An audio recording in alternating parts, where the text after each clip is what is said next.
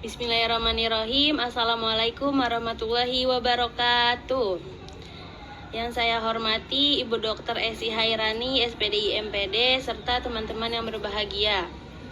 Saya Devina Heransa Uma yang akan menjadi moderator dan pemateri pada sesi kita hari ini, yang akan membahas topik yang menarik, yaitu relevansi metode dan pendekatan pendidikan Islam menurut pakar. Baiklah, langsung saja saya akan memulai presentasi materi pertama, yaitu pengertian relevansi metode. Jadi, metode dalam bahasa Arab dikenal dengan istilah thoriqoh, yang berarti langkah-langkah strategis dipersiapkan untuk melakukan suatu pekerjaan. Bila dihubungkan dengan pendidikan, maka strategi tersebut haruslah diwujudkan dalam proses pendidikan, dalam rangka pengembangan sikap mental dan kepribadian agar peserta didik menerima pelajaran dengan mudah, efektif, dan dapat dicerna dengan baik. Nah, relevansi metode dalam pendidikan adalah hubungan antara metode pembelajaran yang digunakan dengan aspek lainnya dari pembelajaran, seperti tujuan pembelajaran, bahan ajar, situasi, siswa, dan evaluasi. Metode yang relevan akan membantu mencapai tujuan pembelajaran yang telah ditetapkan, membuat bahan ajar yang lebih efektif, memperindah situasi pembelajaran, memperkuat kemampuan siswa, dan membantu evaluasi hasil pembelajaran. Para ahli pendidikan Islam telah merumuskan berbagai metode pendidikan Islam, di antaranya metode Al-Ghazali, yaitu menerangkan dan mengokohkan dasar-dasar agama dalam jiwa peserta didik yang pada pokoknya dimulai dengan hafalan, lalu disusul dengan keyakinan dan pembenaran, beserta pemahaman. Lalu Abdullah Nasih Ulwan, 4 macam yang harus dilakukan oleh pendidikan di rumah tangga dalam tanggung jawabnya mendidik keinginan anak. Yang pertama, menyuruh anak-anak semenjak awal membaca la ilaha illallah. Yang kedua, memperkenalkan sejak awal tentang pemikiran hukum halal dan haram. Yang ketiga, menyuruh anak beribadah semenjak umur 7 tahun. Yang keempat, mendidik anak cinta kepada Rasul dan keluarganya, serta cinta membaca Al-Quran. Selanjutnya ada Abd Ar-Rahman Al-Nahlawi, yaitu yang pertama metode hiwar, yang kedua mendidik dengan kisah Qur'ani dan Nabawi, yang ketiga mendidik dengan amsla atau Qur'ani dan Nabawi, yang keempat mendidik dengan memberi teladan, yang kelima mendidik dengan pembiasaan diri dan pengalaman, yang ketujuh mendidik, yang keenam mendidik dengan mengambil ibroh atau pelajaran dan mau'izah atau peringatan, yang ketujuh mendidik dengan membuat senang atau targhib dan membuat takut atau tarhib. Nah, yang selanjutnya yaitu Umar Muhammad Al-Tumi Al-Syaibani. Yang pertama, metode pengambilan kesimpulan atau induktif. Yang kedua, metode perbandingan.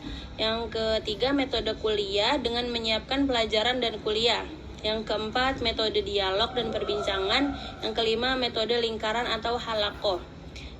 Selanjutnya ada Abdurrahman Soleh Abdullah, yaitu pertama metode cerita dan ceramah, yang kedua metode diskusi, tanya jawab atau dialog, yang ketiga metode perumpamaan atau metafora, yang keempat metode hukuman dan ganjaran. Selanjutnya akan dilanjutkan oleh rekan saya, yaitu Afifah Dwi Aprilia. Baik, saya akan melanjutkan materi yang telah dijelaskan oleh rekan saya. Sebelumnya, sudah dijelaskan metode-metode menurut para ahli pakar. Metode lebih penting daripada materi. Itulah ungkapan yang menggambarkan betapa guru harus lebih mementingkan metode mengajar ketimbang materi yang akan diajarkan. Apa yang diajar itu penting, tapi bagaimana mengajar itu jauh lebih penting. Metode mengajar dalam pendidikan Islam sebenarnya dapat saja mengadopsi metode yang umum, yang dipakai dalam pengajaran selama tidak bertentangan dengan prinsip-prinsip yang mendasarinya dalam Al-Quran dan hadis. Yang pertama itu ada metode ceramah, metode penyampaian materi pelajaran kepada siswa dengan cara penuturan lisan secara langsung yang didengar oleh peserta didik, baik dalam skala kecil ataupun jumlah besar. Yang kedua itu ada metode diskusi atau musyawarah. Nah, metode diskusi merupakan sebuah metode yang menyajikan pelajaran melalui proses pemikiran kritis dan teliti tentang suatu masalah tertentu. Yang ketiga itu ada metode demonstrasi atau eksperimen. Metode demonstrasi adalah metode mengajar dengan menggunakan media atau alat peraga untuk menjelaskan suatu konsep atau materi pelajaran tertentu. Yang keempat itu ada metode insersi. Metode insersi itu adalah metode yang menyajikan materi pelajaran dengan cara menyelipkan intisari materi pelajaran agama Islam di dalam materi pelajaran umum. Nah, yang kelima itu ada metode menyelubung atau membungkus, yaitu metode yang menyajikan materi pelajaran agama yang sengaja dibungkus atau diselubungi dengan materi-materi lain. Selanjutnya itu adalah metode inquiry. Inquiry merupakan metode pengajaran yang dilakukan dengan cara menyuguhkan suatu peristiwa yang mengandung teka-teki atau permasalahan kepada peserta didik. Teknik mengajar dalam Islam. Teknik pembelajaran merupakan cara yang digunakan oleh guru dalam mengimplementasikan suatu metode.